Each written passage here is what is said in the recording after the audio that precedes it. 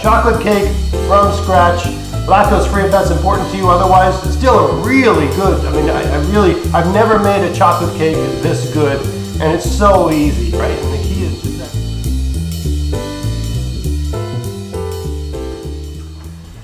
Hey, it's Greg here with MaritimeGardening.com, and today I'm going to make a cake. I'm going to make a lactose-free chocolate cake. A lot of lactose-free alternatives really don't taste as good as the real thing, but this is one that actually, this is the best chocolate cake I've ever made in any form, sort of thing. And if you're one of those people that, you know, you try to make a chocolate cake from scratch and it just doesn't taste like the one you buy in the store, or it even doesn't taste as good as one of those chocolate cake mixes that you might buy, which are really easy to put together. But perhaps, you know, for whatever reason, you just feel that there should be a way to make a good chocolate cake from scratch. This is the way to do it. So, what do we got here? We got, the basic recipe is 2 cups of flour, 2 cups of sugar, a cup of cocoa, 2 teaspoons of baking soda, 1 teaspoon of salt, 2 eggs, 2 teaspoons of vanilla, 2 cups of hot water. You gotta boil it in the, let me just turn this thing on for a second. I already boiled it, but I just wanna make sure it's hot. 2 cups of hot water and a cup of vegetable oil. All right, this isn't health food, so you know, spare me your comments about the flaws in the various ingredients I'm using. If you want to make a delicious chocolate cake, this is the way to go about doing it. So we got 2 cups of flour in the bowl here, and now I'm going to add the remaining dry ingredients. So we're going to add a cup of cocoa. I'm going to try to do this as quickly as possible to show you how easy it is to whip up a nice chocolate cake. I'm trying to be, you know, precise with my measurements here, but you don't have to be, it's not a souffle, so that you have a bit of room for error. A cup of cocoa, we need 2 cups of sugar.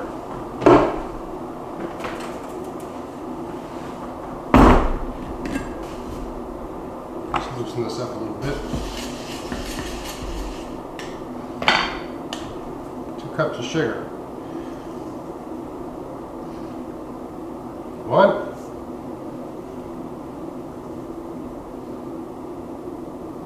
2. All right. We need 2 teaspoons of baking soda. 1, 2. A little bit heavy there. I'll take a little bit back. 1 teaspoon of salt.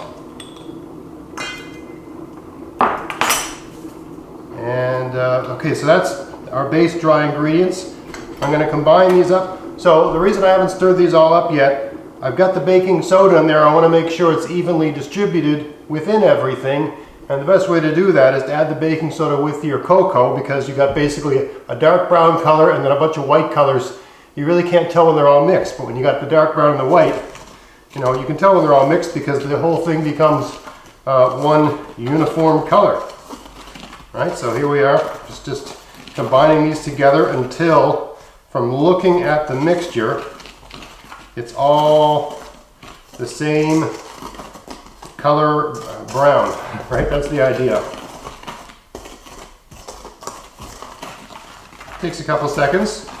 You want to make sure it's all well mixed. Like when you buy a cake mix, you know, all those ingredients are mixed very well, and then they add things to the cake mix so that everything stays mixed and doesn't settle out, sort of thing.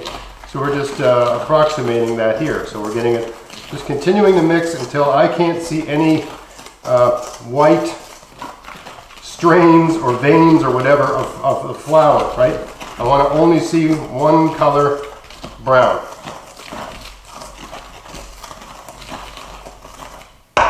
All right, so we're there. That's what we're looking for. Okay, now we're going to add our eggs and our oil and our vanilla, and then the hot water. And there's sort of an order you do that in, because you don't want to cook the eggs with the hot water, right? So we're going to add the eggs absolutely last. So let's get the oil in there. This is just vegetable oil. I think it's some combination of canola and soy. There's our oil.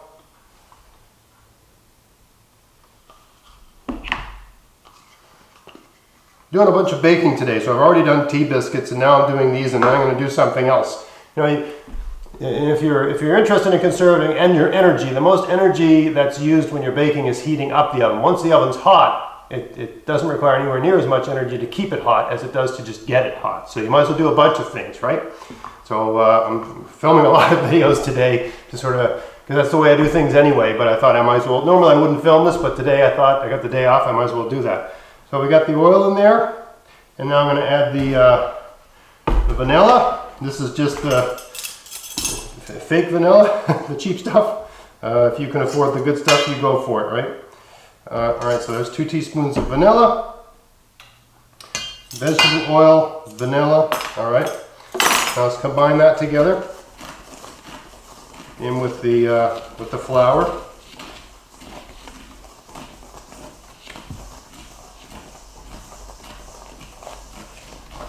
I doubt that oil is enough to get that flour, you know, sort of in a liquid state, but it's pretty darn close. Now I don't know why this recipe calls for hot water, but that seems to be the solution to making an awesome cake of this kind, you know, like a dessert cake. Alright, so I got this pretty close. It's starting to get, you know, basically mix it up until it doesn't seem the dry doesn't want to accept the wet anymore, which is kind of where we are right now. Now we're going to add our hot water. And you notice I'm not using liquid measure and that sort of stuff. It's probably a good thing to do, but you could, with this recipe anyway, you can get away with breaking rules. This is a dry measure and I'm pouring wet into it, but I find if you pour it until it starts to overflow, like that, it's the right amount. So, what's it called for? 2 cups of hot water. That's 1.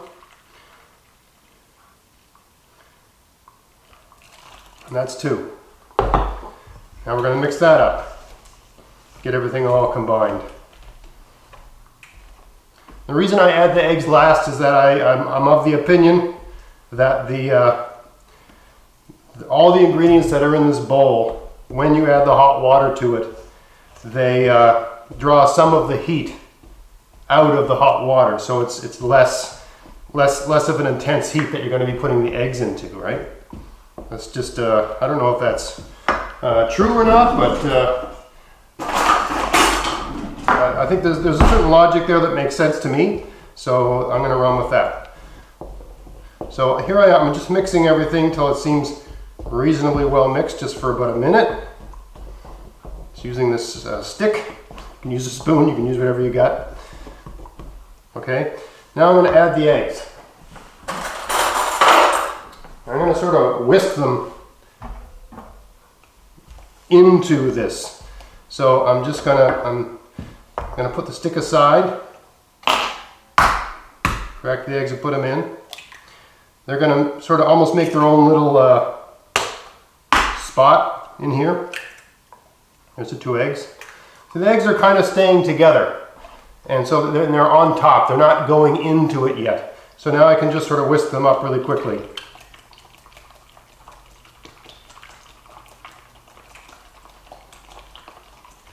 And I'm just going to whisk them into that cake mixture.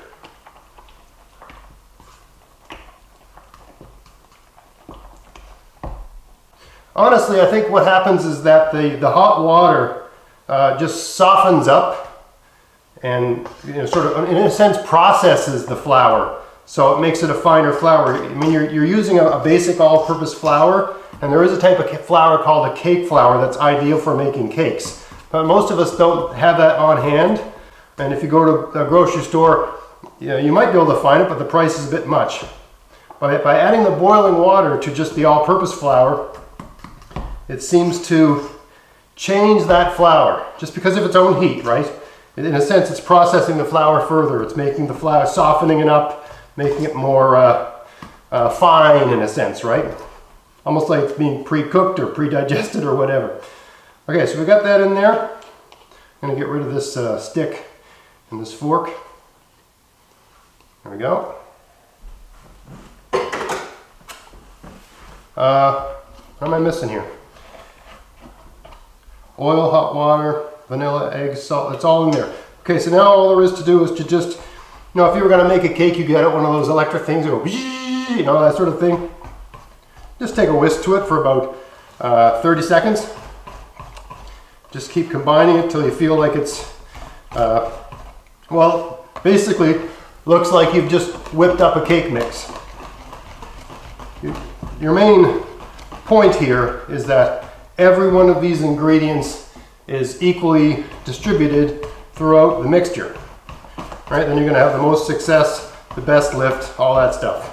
But of course, with any sort of quick bread or whatever, basically when you're using a leavener that's not yeast, you don't want to overdo the mixing of the flour. All of that, we're using baking soda here, and it's making bubbles already. You can't see them, but it's happening. And you don't want to waste those bubbles because you want your cake to have the good lift, right?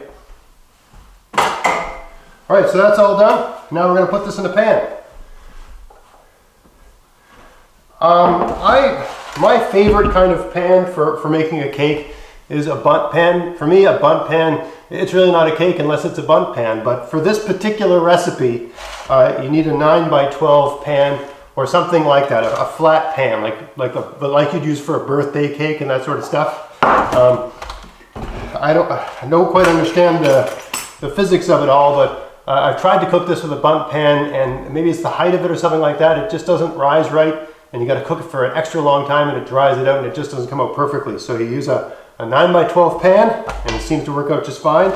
I've greased this pan.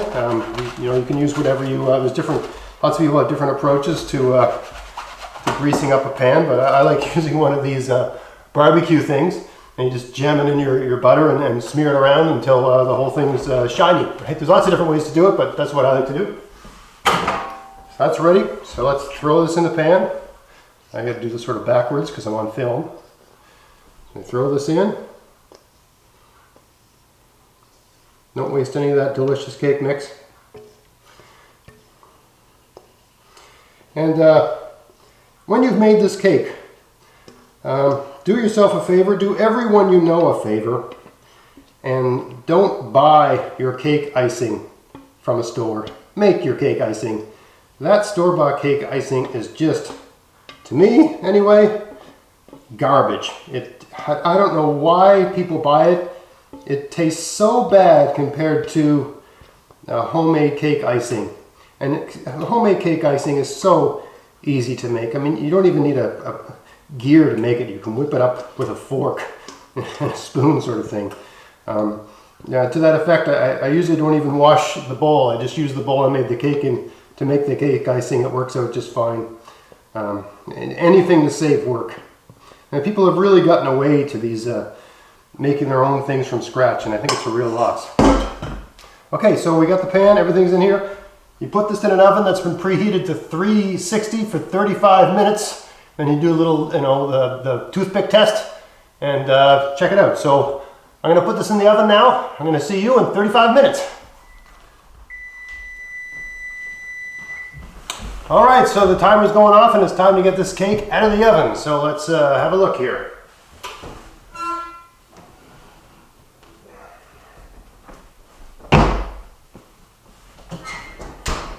All right, looks like a chocolate cake. Let's do the toothpick test. Just ordinary skewer here. Basically, if the cake sticks to the skewer, it's not done. There's nothing on that stick, so this cake is done. So that's all it takes to make a delicious, from scratch, homemade chocolate cake. I can't bite into this and eat it right now. I know a lot of cooking videos do that. This has to cool, and then I have to ice it and all that sort of stuff because I'm making this for a somewhat special occasion. But another tip, I guess, is that so this just came out of the oven and it's in the pan, and of course at some point you want to get it out of the pan. But for those of you that aren't aware of this, you want to wait a little bit before you try to get out of the pan. So for me, basically wait an hour or a little bit more, at least an hour. And you just take the pan and You'd put something on your countertop, something, something soft, but you're gonna take the pan and you're gonna slam it down, bang, bang, okay? Not right now, it's a bit too soon, just leave it. Notice how I have it on a little rack so that the air can get underneath it and cool off.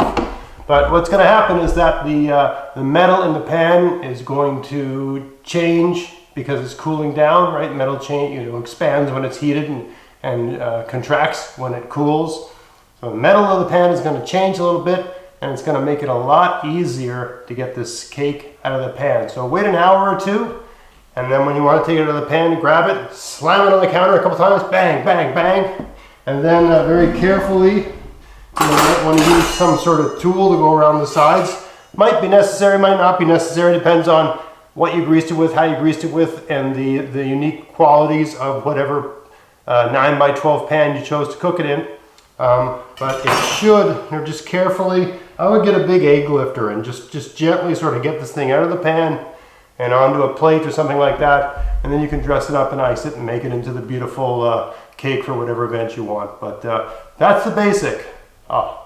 Chocolate cake, delicious, very chocolatey, from scratch. If this is important to you, it's lactose free. If you can eat lactose 24/7, it's still a delicious cake. I mean, it's a really, really good cake, and I guess you save money in the sense that you don't have to use milk. Milk costs money, and of course it's more expensive than water, right? And that price is only going to go up and up as prices tend to increase. So a very simple cake. This is like a grandmother's recipe from my family. And my mother made me aware of it just about a year ago, and since I made this cake, this is the cake that my 11-year-old son wants for any special occasion. If he likes it, it's going to be good for anyone because he's a bit picky sometimes. So yeah, chocolate cake from scratch, lactose free if that's important to you. Otherwise, still a really good. I mean, I've never made a chocolate cake this good. And it's so easy, right? And the key is just that boiling water. So I hope you found it interesting. If you did, please like, share, subscribe. Check out my podcast, maritimegardening.com. Check out the cooking series on this channel if you like my cooking videos. And until next time, get out there, get at it, have fun in your garden, have fun in your kitchen, cooking the food you've grown, and cooking just about anything else, right? So thanks for watching. We'll see you next time.